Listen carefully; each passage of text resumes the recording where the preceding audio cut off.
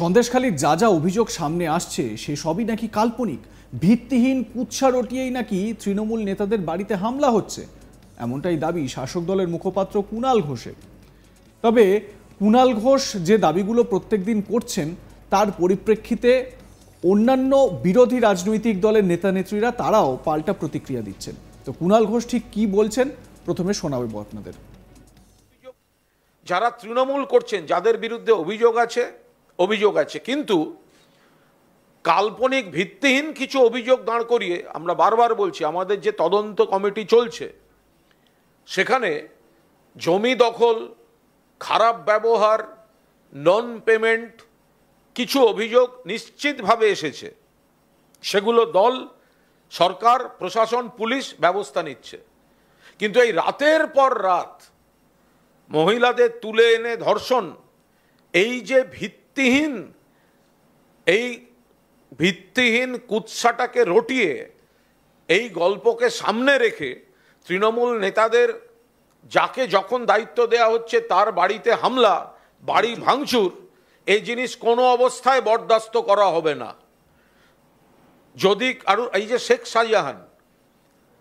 শাহজাহানকে আজকে শেখ শাহজাহান ভিলেন, শেখ শাহজাহান নিশ্চিতভাবে যা যা করেছে আইনের পথে চলবে দল, কিন্তু এই জায়গায় খুব স্পষ্টভাবে বলার, শেখ শাহজাহানদের জন্য কিন্তু মমতা বন্দ্যোপাধ্যায় মুখ্যমন্ত্রী হননি। মমতা বন্দ্যোপাধ্যায় 2011 সালে মুখ্যমন্ত্রী হয়েছে, 2013 সালে শেখ শাহজাহান তৃণমূলে এসছে। কুণাল ঘোষ দাবি করলেন সন্দেশখালীর মহিলা কাণ্ড কাল্পনিক, কিন্তু আজ তাক বাংলার ক্যামেরায় যে ধরা পড়েছে অন্য ছবি। সন্দেশখালীর বেড মজুরের বাসিন্দারা যে ভয়ঙ্কর অভিযোগ তুলছেন আজ তাক বাংলার রিপোর্টার সুজয়ের সামনে, তা দেখুন আপনারা। এই মুহূর্তে আমাদের আজ তাক বাংলার ক্যামেরার সামনে করতেন, আপনি তো একেবারে বিস্ফোরক অভিযোগ করছেন যে গ্রামের মহিলাদের ঘরে এখানকারই একজন স্থানীয় তৃণমূল নেতা তার মদতে তিনি এখান থেকে মহিলাদের ঘরে তুলে নিয়ে যেতেন তৃণমূল কংগ্রেসের পার্টি অফিসে। কি বলছেন আপনি? হাড় কাঁপানো একেবারে অভিযোগ, বিস্ফোরক অভিযোগ। হ্যাঁ, এই হলধর আলীর নেতৃত্বে ওনার ভাইয়ের মেয়ে এই বিডিও অফিসের শিবু হাজরা, শাহজাহান শেখ, সিরাজ, এই যে লবি নারীদের যে এই যে তোমার নিয়ে যে শ্লীলতাহানি করা, সবকিছুর পিছনে এই হলধর আলীর হাত ছিল। ইনি হলধর আলী না হলে এ পর্যন্ত 50টা নারীর সাথে অবৈধ মেলামেশা আছে এই হলধর আলী, এখনো পর্যন্ত যায়নি। পুরো টোটাল, আমি বলে কথা নেই, টোটাল অঞ্চলের মানুষ জানে চরিত্রহীন এই হলধর আলী করতে পারবে, তার পিছনে হলধর আলী ভালো মানুষের পক্ষে নেই। আচ্ছা, কেউ বলছে এই ধরনের ঘটনাগুলো মিথ্যা, সাজানা, কি বলবেন? মিথ্যা যদি হয়ে থাকে প্রশাসন, পুলিশ একবার সরে যাক না। সেই সমস্ত মহিলারা রেডি এই হলধর আলীকে মারার জন্য, শুধু প্রশাসন, সন্দেশখালী থানার পুলিশ, এদের জন্য মহিলারা কিছুই বলতে মুখ বন্ধ।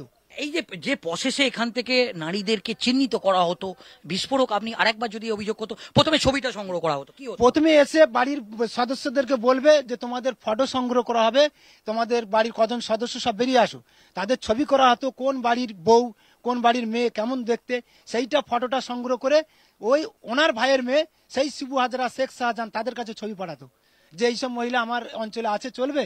তারা যদি বলতো হ্যাঁ এই ধরনের মহিলা দরকার, সেই মহিলাকে রাত 12টায় একটা পার্টি অফিসে নিয়ে যেত এই হলধর আলীর ভাইয়ের মেয়ে, তিনি এই কাজ করতেন এবং এতে ফুল সাপোর্ট হলধর আলী। আর আমি এই গ্রামের যারা মহিলারা আছে তারা পুলিশকে অভিযোগ জানাতো না? পুলিশকে বহু বারে অভিযোগ জানিয়েছে, পুলিশ কোনো কথাই নিত না। এবং পুলিশের কাছে যদি আমরা অভিযোগ নিয়ে যাই তাহলে 10,000 টাকা দিতে হবে। কেন অভিযোগ নিয়ে গেলে, কি কারণে? আপনাকে এরকম প্রকাশ্যে গাছে বেঁধে মারধর করলো? হ্যাঁ, মারধর করছে, অনেক রকম হুমকি দিয়েছে। সে হুমকির কোনো ওদের মান সম্মানের কি বলবো, তোমাদের সঙ্গে আমার বলতেও লজ্জা লাগছে, আমার বলতেও লজ্জা লাগছে। কিরকম অত্যাচার হতো একটু বলুন? কাপড় চোপড় কোনো কিছু আর ও বলার যাবে না, গায়ে রাখে না, গায়ের কাপড়ও পর্যন্ত রাখিনি আমার স্ত্রীর, মানে বিষ খেয়ে মারা যেতে হবে। কিন্তু এই দিনটা দেখার জন্য আমরা বলছি যে এই দিনটা দেখার জন্য আমাদেরকে থাকতে হবে, যতই কষ্ট হোক। ওরা মেরে ফেলে, যদি নিজেরাই মেরে ফেলুক এ পর্যন্ত। তারপরে যদি দুটো মোরগ পাশাপাশি থাকলে, মরক থাকে তো, পাশাপাশি থাকলে যদি মরক যায় তাও ক্ষতি। আমরা যে দুটো মোরগ পুষে যে আপনারা থানায় অভিযোগ জানালেন না, আপনাদের এইভাবে মারধর করলেন? থানায় গেলে বলে তোমাদের দাদার কাছে জানিয়ে নিবে যাও, তোমরা এখানে কেন? থানা অভিযোগ জানালে শাহজাহানের কাছে পাঠিয়ে দিত, শেখ শাহজাহানের কাছে। হ্যাঁ, শেখ শাহজাহানের কাছে পাঠিয়ে দিবে।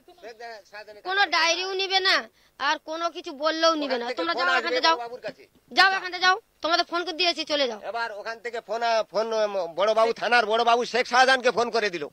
আচ্ছা, আপনারা অভিযোগ জানালে শেখ শাহজাহানকে ফোন? হ্যাঁ, আমি লতিফ বলছি। সেই ফোন আসলো, এই ওকে বের করে দাও, ওকে বের করে দাও, ও কার সাহসে গেছে। প্রসেস বাড়িতে এসে বলবে মহিলাদের, প্রথম ধাপ কি হতো? প্রথমে এসে বলবে যে পার্টির থেকে কজন বাড়ির সদস্য সব বেরিয়ে আসে, তাদের ফটো করা হবে বলে লাইন দিয়ে বউ বাড়ি বাচ্চা কাচ্চা সবকে লাইন করে দিয়ে ওরা ছবি তুলতো। ছবি তুলে সেই ছবি নিয়ে যেত।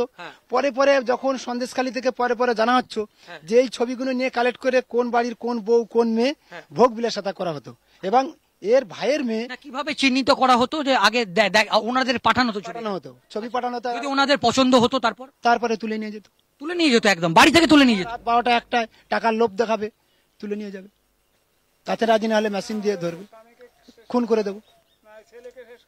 কি বলছেন? স্বামীকে শেষ করে দেবেন, ছেলেকে শেষ করে দেবো? হ্যাঁ, এইরকম ভয় দেখাতো? হ্যাঁ, বন্দুক দেখাতো?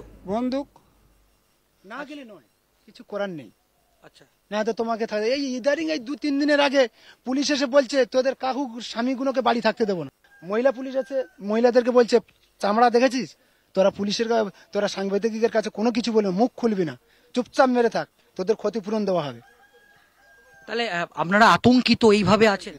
আপনারা চলে গেলে আবার রাত্রে এসে হয়তো ওরা ধমকি দিবে, কি বলেছিলিস, এবং ওদের যদি না শাস্তি হয় মানুষ আমাদের আবার হয়তো চলে যেতে হবে 5 বছর। আমি তো প্রমাণ দেখালাম যে আমার সেখানে কন্যা সন্তানের জন্ম হয়েছে, 5 বছর কাটিয়ে এসেছি, এখানে এসে এইটুকু ঘরের জন্য খেটে তামিলনাড়ু থেকে 30,000 টাকা ওই হলদার আড়িকে দিতে হয়েছে, নাহলে আমাকে ঘরে তালা খুলতে দিচ্ছে না। কেন? আর আমার ছেলে এই হ্যান্ডিক্যাপ, এই ছেলেটা তার সমস্ত কিছু ডাক্তারি প্রুফ সবকিছু আছে, হ্যান্ডিক্যাপ কার্ড করতে গেলে 10,000 টাকা কাটমানি দিতে হবে, তারপরে হবে না বলে 13 বছর বয়স, কিন্তু আমি আজও কাজ করতে পারিনি। ওদের কাছে বারে যাওয়ার সময় ওরা বলছে এই সই নিয়ে আসো, সেই সই নিয়ে এসে বলছে আগে টাকা দাও। 10,000 টাকা কাটমানি দিলে তারপর তোমার ছেলের ওই সার্টিফিকেট হবে। সন্দেশখালীর জায়গায় জায়গায় মানুষ এই অভিযোগই করছেন। কেউ বলছেন 5 বছর 6 বছর তারা এই এলাকাতেই আসেন না, ভিন রাজ্যে কাজ করেন।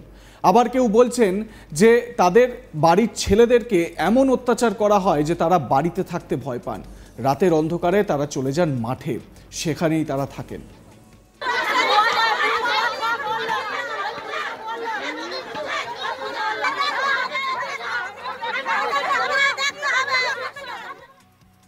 আপনারা দেখতে থাকুন আজ তাক বাংলা, সাবস্ক্রাইব করে নিন আজ তাক বাংলার ইউটিউব চ্যানেলটি।